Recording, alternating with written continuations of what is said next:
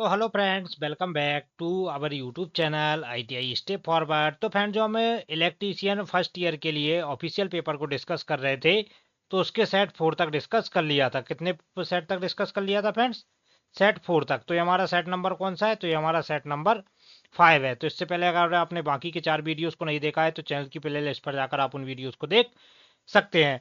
और ऐसे कैंडिडेट्स जो ITI इलेक्ट्रीशियन फर्स्ट ईयर से हैं, तो उनके लिए ये जो पेपर हम डिस्कस करा रहे हैं बहुत ही ज़्यादा हेल्पफुल होने वाले हैं। तो आप सभी से रिक्वेस्ट है, वीडियो को लाइक करके चैनल को सब्सक्राइब पक्का से करें और वीडियो को एंड तक देखें, क्योंकि ये क्वेश्चन आपके एग्जाम के लिए बहुत ही ज़्यादा हेल्पफुल होने वाले हैं। तो आइए शुरू करते हैं बिना किसी देरी के। क्वेश्चन नंबर 1 हमारा क्या बोल रहा है?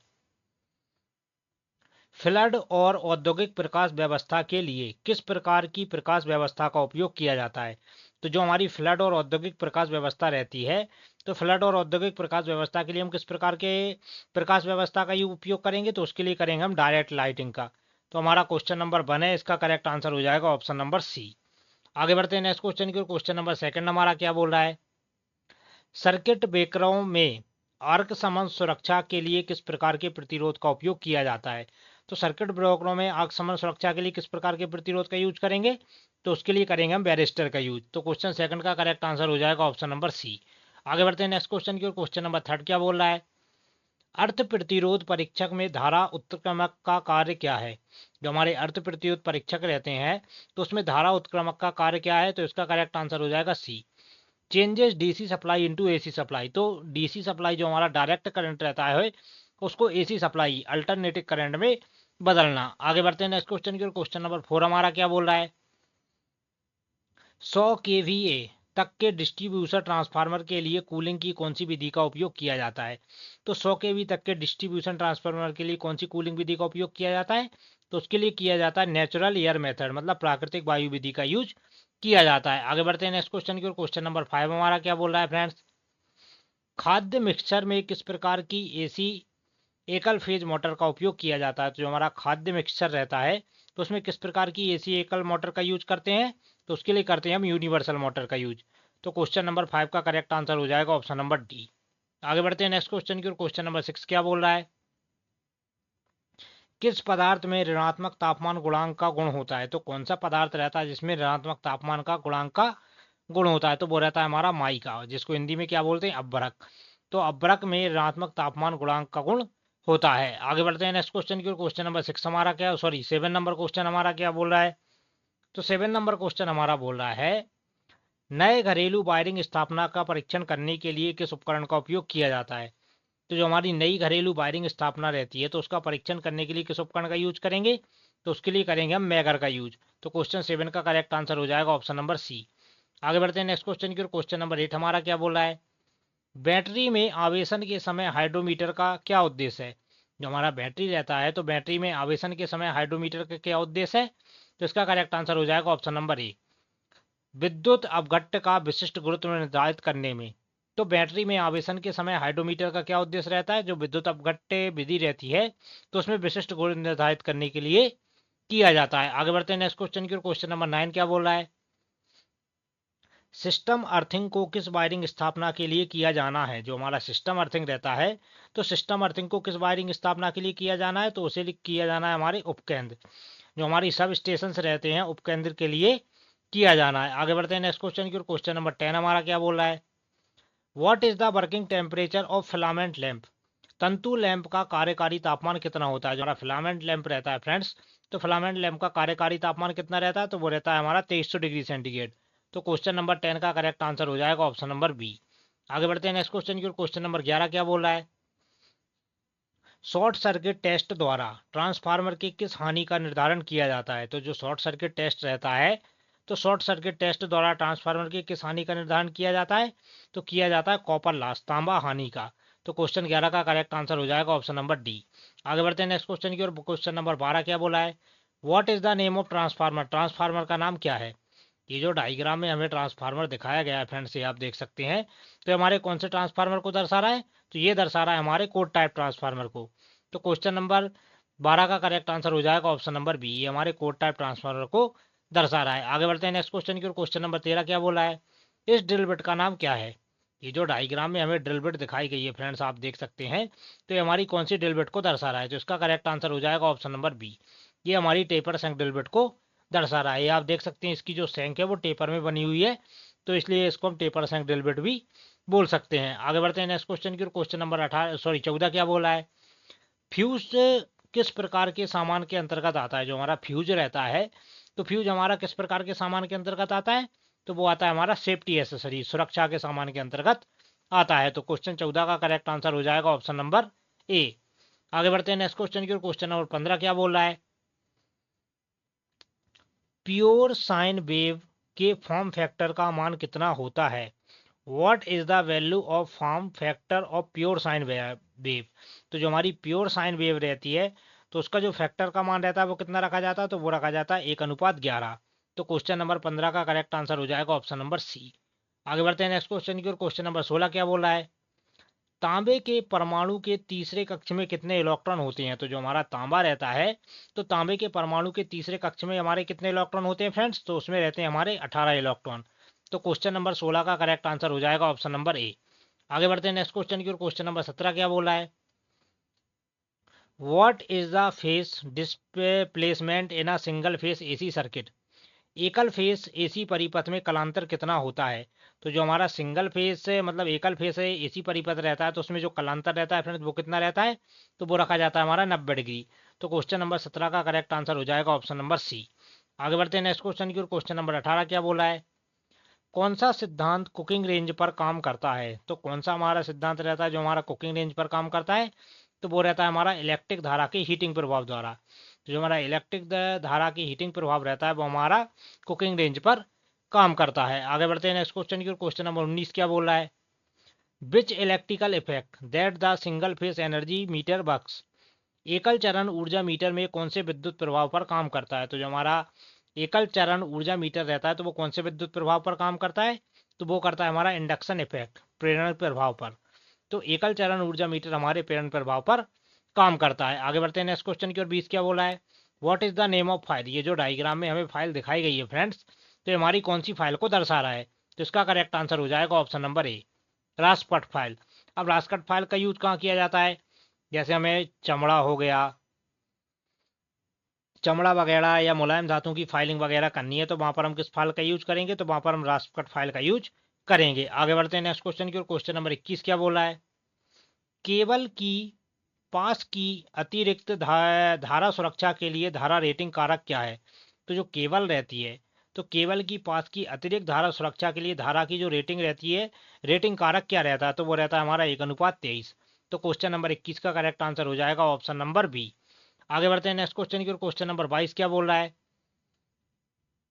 कला अनुक्रम मीटर का उद्देश्य क्या है? जो हमारा कला अनुक्रम मीटर रहता है, तो उसका उद्देश्य क्या रहता है? तो इसका करेक्ट आंसर हो जाएगा बी। 3 चरण प्रणाली के सही चरण अनुक्रम को सुनिश्चित करने के लिए। तो जो हमारे 3 चरण प्रणाली के सही चरण रहते हैं, तो उस अनुक्रम को सुनिश्चित करने के लिए कला अनुक्रम मीटर का यूज किया जाता है। आगे बढ़ते हैं नेक्स्ट क्वेश्चन की ओर। क्वेश्चन नंबर 23 हमारा क्या बोल रहा है फ्रेंड्स? उपभोक्ता मुख्य बोर्ड में सेवा संयोजन आपूर्ति किस स्थान से जुड़ी होती है? तो जो हमारा उपभोक्ता मुख्य बोर्ड रहता है, तो उपभोक्ता मुख्य बोर्ड में सेवा संयोजन आपूर्ति किस स्थान से जुड़ी रहती है?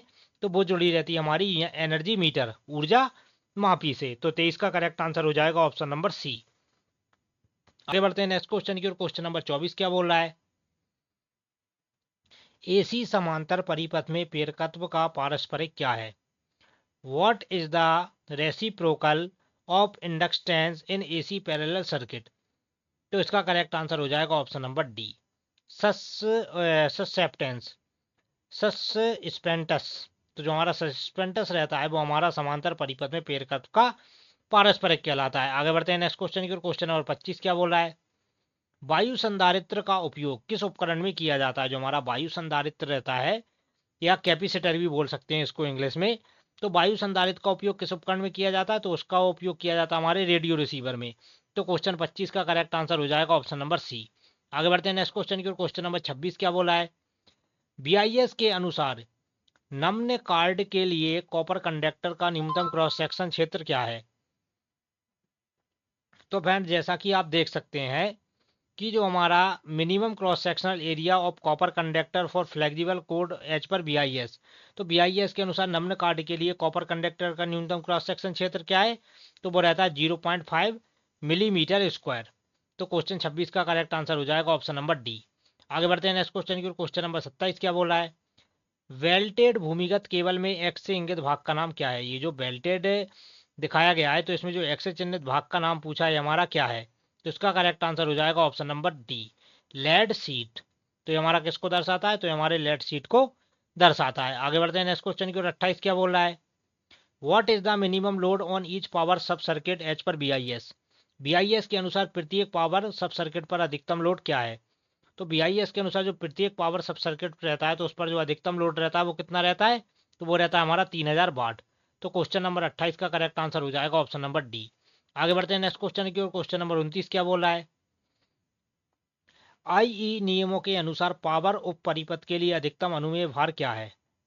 जो आईई नियम रहते हैं, तो आईई नियमों के अनुसार पावर उप परिपथ के लिए अधिकतम अनुमेय भार क्या है, तो वो है हमारा 3000 वाट। तो 29 का करेक्ट आंसर हो जाएगा ऑप्शन नंबर ए। आगे बढ़ते हैं नेक्स्ट क्वेश्चन की ओर। क्वेश्चन नंबर 30 क्या बोला है, which is an absolute instrument, एक निरपेक्ष उपकरण कौन सा है। तो जो हमारा टेंजेंट गैल्वेनोमीटर रहता है वो हमारे निरपेक्ष उपकरण के अंतर्गत आता है। आगे बढ़ते हैं नेक्स्ट क्वेश्चन की ओर। 31 क्या बोल रहा है फ्रेंड्स, संट प्रकार ओम मीटर से जुड़े परिवर्ती प्रतिरोध का उद्देश्य क्या है। जो हमारा संट प्रकार ओम मीटर से जुड़े परिवर्ती प्रतिरोध रहता है, उद्देश्य क्या रहता है, तो इसका करेक्ट आंसर हो जाएगा सी, पॉइंटर को शून्य समायोजन में समायोजित करें। तो पॉइंटर को शून्य समायोजन में समायोजित करने के लिए हम ओम मीटर से जुड़े परिवर्ती प्रतिरोध का यूज करते हैं। आगे बढ़ते हैं नेक्स्ट क्वेश्चन की ओर। 32 क्या बोला है, वायरिंग स्थापना में परीक्षण का प्रकार क्या है। जो हमारा वायरिंग स्थापना रहती है, तो वायरिंग स्थापना में ये जो परीक्षण दिखाया गया है इसका प्रकार क्या है, तो ये दर्शाता है हमारा किसको, चालकों एवं भूमि के मध्य कुचालक प्रतिरोध की जांच करने के लिए दर्शाया गया है। ये आप देख सकते हैं क्या बोला है, installation resistance test between conductor and earth. तो चालकों एवं भूमि के मध्य कुचालक प्रतिरोध की जांच करने के लिए यूज किया जाता है। आगे बढ़ते हैं नेक्स्ट क्वेश्चन की। 33 क्या बोला है, प्रदर्शित चिन्ह एक्स क्या दर्शाता है। ये जो आप डायग्राम देख सकते हैं, तो इसमें जो प्रदर्शित चिन्ह एक्स रहता है ये आप देख सकते हैं, तो एक्स हमारा किसको दर्शाता है, तो फिर ये दर्शाता है हमारा लिंब पर तारों की संख्या को, number of wires run on the limb. तो लिंब पर जो तारों की संख्या है उसको दर्शाता है। आगे बढ़ते हैं नेक्स्ट क्वेश्चन की ओर। क्वेश्चन नंबर 34 क्या बोला है, यदि तीन प्रतिरोध R1 R2 R3 समांतर परिपथ में जुड़े हों तो कुल प्रतिरोध ज्ञात कीजिए। तो इसका करेक्ट आंसर हो जाएगा क्या, ऑप्शन नंबर ए, RT बराबर R1 plus R2 plus R3। तो ये हमारे किसको दर्शाता है फ्रेंड्स, तो ये हमारे समांतर परिपथ से में कुल प्रतिरोध को दर्शाता है। आगे बढ़ते हैं नेक्स्ट क्वेश्चन की ओर। क्वेश्चन नंबर 35 क्या बोल रहा है, RLC श्रेणी परिपथ में किस स्थिति में अनुनाद होगा। तो जो RLC श्रेणी परिपथ रहता है, तो RLC श्रेणी परिपथ में किस स्थिति में अनुनाद होगा, तो वो रहेगा हमारा कैसा, पेरकीय प्रतिघात XL धारितीय प्रतिघात XC के बराबर है। तो जो हमारा इंडक्टिव रेजिस्टेंस है वो हमारा किसके बराबर है, कैपेसिटिव रेजिस्टेंस के बराबर है। आगे बढ़ते हैं नेक्स्ट क्वेश्चन की। 36 क्या बोला है, सिस्टम अर्थिंग कहाँ किया जाता है। जो हमारा सिस्टम अर्थिंग रहता है फ्रेंड्स, तो सिस्टम अर्थिंग कहाँ किया जाता है, वो किया जाता है जनरेटिंग स्टेशन पर। आगे बढ़ते हैं नेक्स्ट क्वेश्चन की। क्वेश्चन नंबर 37 क्या बोला है, केबल बिछाने की कौन सी विधि संकीर्ण क्षेत्रों हेतु उपयुक्त है। तो केबल बिछाने की कौन सी विधि जो केवल संकीर्ण क्षेत्रों में उपयुक्त है, तो वो है हमारी डक्ट पाइप्स। तो संकीर्ण स्थानों के लिए हम डक्ट पाइप्स का यूज करेंगे। आगे बढ़ते हैं नेक्स्ट क्वेश्चन की ओर। 38 क्या बोल रहा है, सौर सेल बनाने के लिए किसका उपयोग किया जाता है। जो हमारे सोलर सेल रहते हैं, तो सोलर सेल बनाने के लिए किसका यूज करेंगे, तो उसके लिए करेंगे हम सिलिकॉन का। तो क्वेश्चन नंबर 38 का करेक्ट आंसर हो जाएगा ऑप्शन नंबर डी। तो फ्रेंड्स ये था हमारा पार्ट 1 ट्रेड थ्योरी। अब आ जाता है हमारा पार्ट 2, जैसे बोलेंगे हम WCS मतलब वर्कशॉप कैलकुलेशन एंड साइंस। तो इसका पहला क्वेश्चन क्या बोला है, how many millimeters are there in 1 inch. तो 1 इंच में कितने मिलीमीटर्स रहते हैं। तो फ्रेंड इसका करेक्ट आंसर हो जाएगा ऑप्शन नंबर बी, 1 इंच में हमारे 25.4 मिलीमीटर होते हैं। आगे बढ़ते हैं नेक्स्ट क्वेश्चन की ओर। क्वेश्चन नंबर 2 क्या बोला है, इनमें से मूलभूत इकाइयां कौन कौन सी हैं। ये जो 4 ऑप्शन दिए गए हैं, तो इनमें से मूलभूत इकाइयां कौन कौन सी हैं, तो वो है हमारी लंबाई, द्रव्यमान और समय। आगे बढ़ते हैं नेक्स्ट क्वेश्चन की ओर। क्वेश्चन नंबर 3 क्या बोला है, इनमें से किस धातु में प्रमुख सामग्री के रूप में लोहा होता है। तो कौन सी धातु रहती है जिसमें प्रमुख सामग्री के रूप में हमारा लोहा होता है, तो वो रहता है हमारी फेरस मेटल, लोह धातु। आगे बढ़ते हैं नेक्स्ट क्वेश्चन की ओर। क्वेश्चन नंबर 4 क्या बोल रहा है, द्वितीय ऑर्डर लीवर का कौन सा उदाहरण है? तो कौन सा उदाहरण है जो हमारे सेकंड ऑर्डर लीवर को दर्शाता है? तो वो रहता है हमारा बोतल ओपनर। जो हमारा बोतल ओपनर रहता है वो हमारे सेकंड ऑर्डर लीवर को दर्शाता है। आगे बढ़ते हैं नेक्स्ट क्वेश्चन की ओर। क्वेश्चन नंबर 5 क्या बोल रहा है? एमकेएस प्रणाली में एम अक्षर क्या दर्शाता है? जो हमारा एमकेएस प्रणाली रहता है, तो एमकेएस प्रणाली में हमारा किसको दर्शाता है? तो एम हमारे मीटर को दर्शाता है। तो क्वेश्चन नंबर 5 का करेक्ट आंसर हो जाएगा ऑप्शन नंबर ए। आगे बढ़ते हैं नेक्स्ट क्वेश्चन की ओर। क्वेश्चन नंबर 6 क्या बोल रहा है? किसी पदार्थ के द्रव्यमान प्रति इकाई आयतन को क्या कहते हैं? तो किसी पदार्थ के द्रव्यमान प्रति इकाई आयतन को क्या बोलेंगे हम? तो उसको बोलेंगे हम डेंसिटी घनत्व। तो क्वेश्चन 6 का करेक्ट आंसर हो जाएगा ऑप्शन नंबर ए। आगे बढ़ते हैं नेक्स्ट क्वेश्चन की ओर। क्वेश्चन नंबर अब आ जाता है हमारा नेक्स्ट पार्ट, इंजीनियरिंग ड्राइंग, जिसको बोलते हैं हम ईडी। तो ईडी का पहला क्वेश्चन क्या बोला है? Identify the name of tool, उपकरण का नाम पहचाने। ये जो डायग्राम में हमें उपकरण दिखाया गया है फ्रेंड्स, तो ये हमारे कौन से उपकरण को दर्शा रहा है? तो इसका करेक्ट आंसर हो जाएगा ऑप्शन नंबर ए। ये हमारे कौन से उपकरण को दर्शा रहा है? तो ये हमारे बॉल पिन हैमर को दर्शा रहा है। आगे बढ़ते हैं नेक्स्ट क्वेश्चन की ओर। क्वेश्चन नंबर 2 क्या बोला है? चित्र में दर्शाए गए सामग्री के पारंपरिक प्रतीक का पता लगाएं। ये जो डायग्राम में हमें सामग्रिक पारंपरिक प्रतीक का नाम पूछा गया है, तो ये हमारा किसको दर्शाता है? तो इसका करेक्ट आंसर हो जाएगा ऑप्शन नंबर बी। ये जो डायग्राम हमें दिखाया गया है, ये हमारे किसको दर्शाता है? तो ये हमारे लकड़ी को दर्शाता है। आगे बढ़ते हैं नेक्स्ट क्वेश्चन की ओर। क्वेश्चन नंबर 3 क्या बोल रहा है? ड्राइंग अभ्यास के अनुसार कौन सा ड्राइंग आयाम सही है? तो ये जो ड्राइंग अभ्यास के अनुसार कौन सा ड्राइंग आयाम सही है? तो इसका करेक्ट आंसर हो जाएगा ऑप्शन नंबर बी। तो ऑप्शन नंबर बी में आप ये ड्राइंग आयाम देख सकते हैं, इसके जो आयाम है वो बिल्कुल सही और सटीक है। तो इसलिए ये वाला जो आयाम है वो हमारा सही आयाम को दर्शाता है। आगे बढ़ते हैं नेक्स्ट क्वेश्चन की ओर। क्वेश्चन नंबर कौन सा आ जाता है फ्रेंड्स हमारा ईडी का? Question number 4। मानक के अनुसार कौन सा तीर शीर्ष सही है? तो इसका करेक्ट आंसर हो जाएगा ऑप्शन नंबर बी। तो जब भी हमने देखा है कि हम ड्राइंग में एरो वगैरह बनाते हैं, तो हम उसको ऐसे नहीं बनाते, इतना बड़ा नहीं बनाते। हम उसको क्या करते हैं, हल्का सा ऐसे ले जाते हैं और उसको हल्का सा ऐसे कर देते हैं। तो ये हमारा मानक आयाम का सही कौन सा तार तीस सही है? तो क्वेश्चन नंबर बी करेक्ट हो जाएगा। आगे बढ़ते हैं नेक्स्ट क्वेश्चन की ओर। क्वेश्चन नंबर 5 क्या बोल रहा है? A4 सीट का ट्रिम किया हुआ आकार क्या है? जो हमारी A4 सीट रहती है, तो A4 सीट का ट्रिम किया हुआ आकार क्या है? तो वो है हमारा 210 गुणा 297। आगे बढ़ते हैं नेक्स्ट क्वेश्चन की ओर। क्वेश्चन नंबर 6 क्या बोल रहा है? उपकरण का नाम पहचाने। ये जो डायग्राम में हमें उपकरण दिखाया गया है फ्रेंड्स, तो ये हमारे कौन से उपकरण को दर्शा रहा है? तो इसका करेक्ट आंसर हो जाएगा ऑप्शन नंबर डी। ये हमारे ओपन एंडेड स्पैनर को दर्शा रहा है। आगे बढ़ते हैं नेक्स्ट क्वेश्चन की ओर। अब आ जाता है हमारा नेक्स्ट पार्ट, जो कि है हमारा एम्प्लॉयबिलिटी स्किल। तो एम्प्लॉयबिलिटी स्किल के भी हम 25 क्वेश्चन आंसर को इसी वीडियो में डिस्कस करने वाले हैं। तो फ्रेंड वीडियो को लाइक पक्का से कर दें और चैनल को सब्सक्राइब तो जरूर से ही कर लें। तो क्वेश्चन नंबर 1 क्या बोल रहा है? विचारों, वस्तुओं और सेवाओं के प्लेटफॉर्म को खालिस्तान कहा जाता है। तो विचार हो गए, वस्तुएं हो गए और सेवाओं का जो प्लेटफॉर्म रहता है उसको क्या कहा जाता है? तो उसको कहा जाता है एडवर्टाइजमेंट, विज्ञापन। तो क्वेश्चन 1 का करेक्ट आंसर हो जाएगा ऑप्शन नंबर बी। आगे बढ़ते हैं नेक्स्ट क्वेश्चन की ओर। क्वेश्चन नंबर 2 क्या बोल रहा है? कौन सा एक अच्छा संचार माना जाता है? तो कौन सा संचार रहता है जो हमारा अच्छा संचार माना जाता है? तो वो रहता है हमारा option number A. Sender is positive towards receiver. Receiver के प्रति प्रेषक सकारात्मक है, मतलब जो कुछ भी भेजने वाला जो व्यक्ति है वो पॉजिटिव है प्राप्त करने वाले के प्रति। तो क्वेश्चन 2 का करेक्ट आंसर हो जाएगा ऑप्शन नंबर ए। आगे बढ़ते हैं नेक्स्ट क्वेश्चन की ओर। क्वेश्चन नंबर 3 हमारा क्या बोला है? एक विकास मानसिकता वाला व्यक्ति हमेशा खालिस्तान तैयार रहता है। तो जो विकास मानसिकता वाला व्यक्ति रहता है वो किसके लिए तैयार रहता है? तो वो रहता है हमारा बढ़ो बदलो सीखो के लिए। तो एक विकास मानसिकता वाला व्यक्ति हमेशा बढ़ो बदलो सीखो के लिए तैयार रहता है। आगे बढ़ते हैं नेक्स्ट क्वेश्चन की ओर। क्वेश्चन नंबर 4 क्या बोल रहा है? किसी की त्वचा के रंग, आय को लेकर अलग तरह से व्यवहार किया जाता है, तो वो हमारा क्या कहलाता है? वो हमारा कहलाता है डिस्क्रिमिनेशन, विभेद। तो किसी की त्वचा के रंग, आय को लेकर अलग तरीके से जो व्यवहार किया जाता है वो हमारे डिस्क्रिमिनेशन, विभेद को दर्शाता है। आगे बढ़ते हैं नेक्स्ट क्वेश्चन की ओर। क्वेश्चन नंबर 5 क्या बोल रहा है? For smart goal, S stands for. Smart गोल के लिए एस का मतलब क्या है? तो स्मार्ट गोल के लिए जो हमारा एस रहता है, एस का मतलब क्या है? एस का मतलब है स्पेसिफिक। तो क्वेश्चन नंबर 5 का करेक्ट आंसर हो जाएगा ऑप्शन नंबर सी। आगे बढ़ते हैं नेक्स्ट क्वेश्चन की ओर। क्वेश्चन नंबर 6 क्या बोल रहा है? किसी कार्य में किए जाने वाले कर्तव्यों और जिम्मेदारियों का लिखित विवरण खालिस्तान कहा जाता है। तो किसी कार्य में किए जाने वाले कर्तव्य और जिम्मेदारियों का जो लिखित विवरण रहता है उसे कहा जाता है जॉब डिस्क्रिप्शन। तो क्वेश्चन नंबर 6 का करेक्ट आंसर हो जाएगा ऑप्शन नंबर बी। आगे बढ़ते हैं नेक्स्ट क्वेश्चन की ओर। क्वेश्चन नंबर 7 क्या बोल रहा है? करिकुलम विटाई को खालिस्तान के रूप में भी जाना जाता है। जो हमारा करिकुलम विटाई रहता है तो उसको किसके रूप में जाना जाता है, तो उसको जाना जाता है रिज्यूम के रूप में। तो क्वेश्चन नंबर 7 का करेक्ट आंसर हो जाएगा ऑप्शन नंबर डी।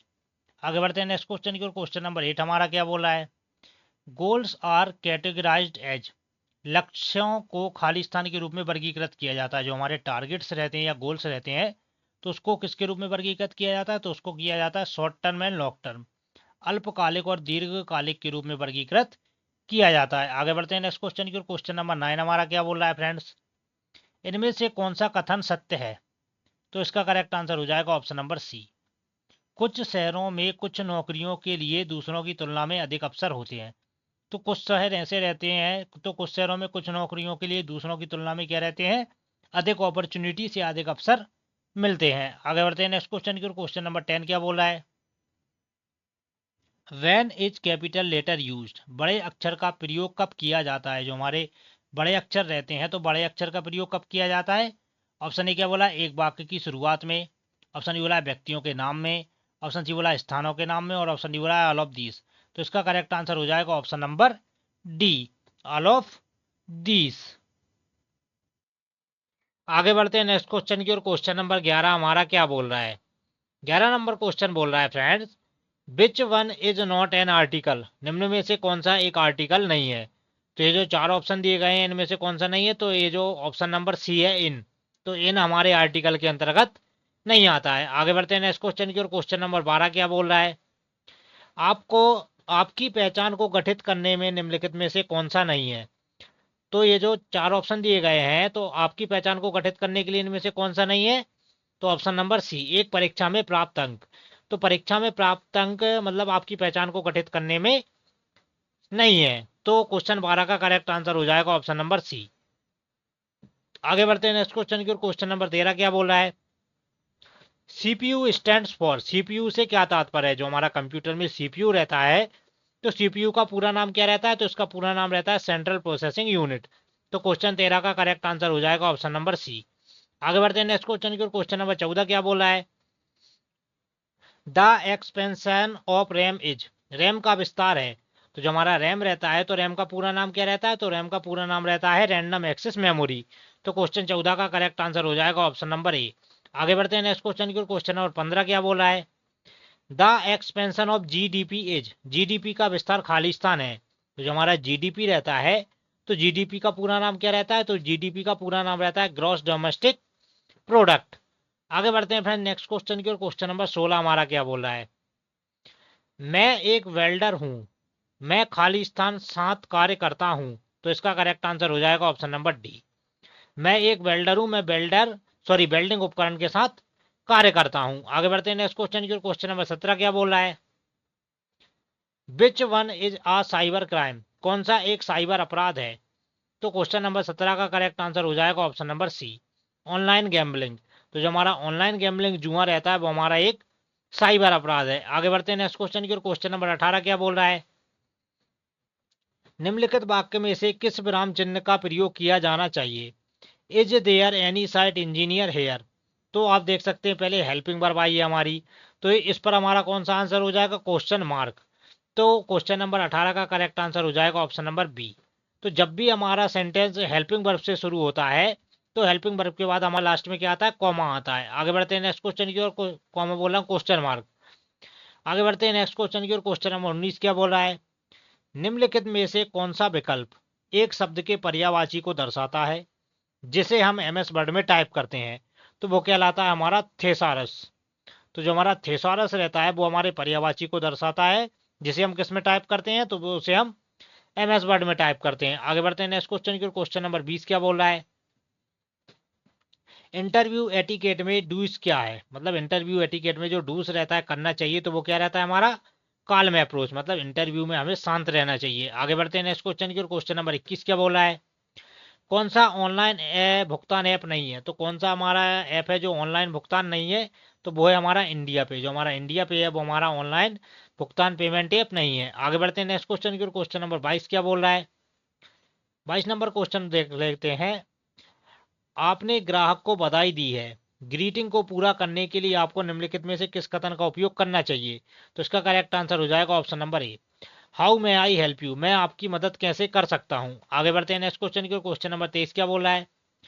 कौन सी फंक्शन कुंजी आपको किसी फाइल का नाम बदलने की अनुमति देती है? तो जो हमारी F2 की रहती है वो हमारी किसी फाइल का नाम बदलने की अनुमति देती है। आगे बढ़ते हैं नेक्स्ट क्वेश्चन की। क्वेश्चन नंबर 24 क्या बोल रहा है?